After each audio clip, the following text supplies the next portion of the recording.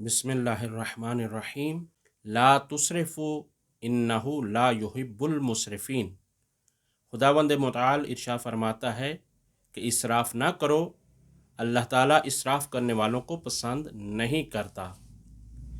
इंसान के पास हम ये समझते हैं कि इसराफ़ करने के लिए ये खाना पीना, ये रोटी कपड़ा, ये है इसराफ़ के लिए। नहीं, सबसे कीमती चीज़ अपनी ज़िंदगी है, अपना वक्त है, ये सबसे अहम तरीन है। और आज के दौर में सबसे ज़्यादा वक्त जो ले रही है चीज़ वो इलेक्ट्रॉनिक चीज़ें हैं, और उनमें से बतौर ख़ास मोबाइल है।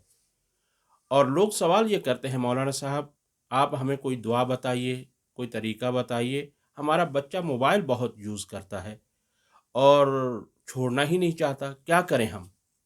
तो अज़ीज़ान मोहतरम, ये है कि मोबाइल के इस्तेमाल पर कंट्रोल करें। कंट्रोल करने का मतलब हरगिज़ ये नहीं है कि आप मोबाइल यूज़ ही ना करें, ये मुमकिन ही नहीं है। कोई भी शख्स इसकी इफ़ादियत और इसके नुकसानात से इनकार नहीं कर सकता। तो असल ये है कि मोबाइल का सही इस्तेमाल करना। अब ये कैसे पता चले कि मोबाइल का सही इस्तेमाल हो रहा है या नहीं?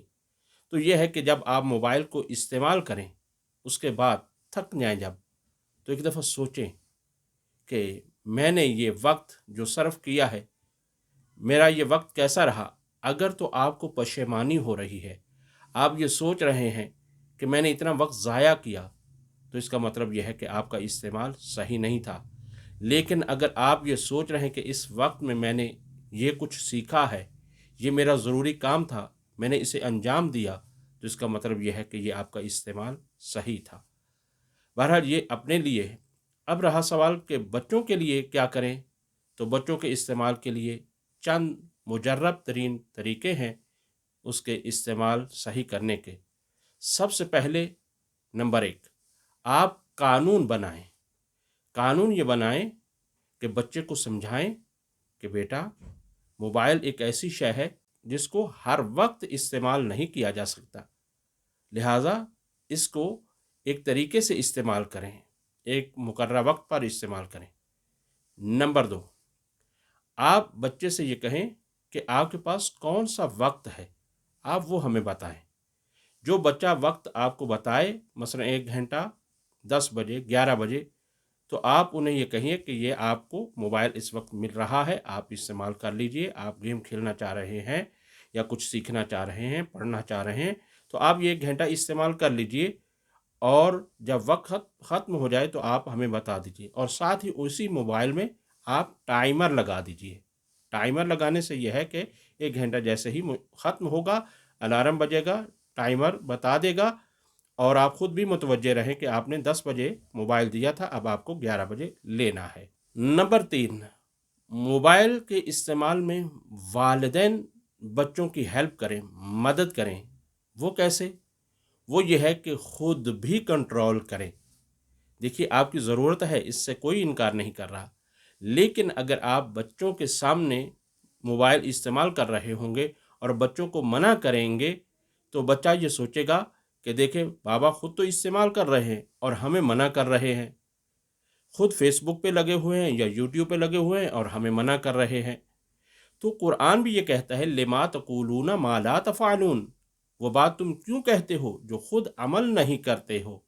तो बच्चा क्योंकि नफ्सियाती तौर पर इस चीज़ को जब देखेगा, महसूस करेगा, तो वो परेशान हो जाएगा और वो इस चीज़ को बुरा मनाएगा कि बाबा ने मुझे तो मना कर दिया, लेकिन खुद इस्तेमाल कर रहे हैं। लिहाजा यह है कि खुद भी कंट्रोल करें। नंबर 4, मोबाइल को एकदम बच्चे से नहीं लें, बल्कि बच्चे की टाइमिंग आहिस्ता आहिस्ता तदरीजन इसको कम करें। और मसलन बच्चा हमेशा आपने मोबाइल दिया हुआ था, तब भी या 2-4 घंटे इस्तेमाल करता था, तो आप उसके टाइम को आहिस्ता आहिस्ता कम करते चले जाएं।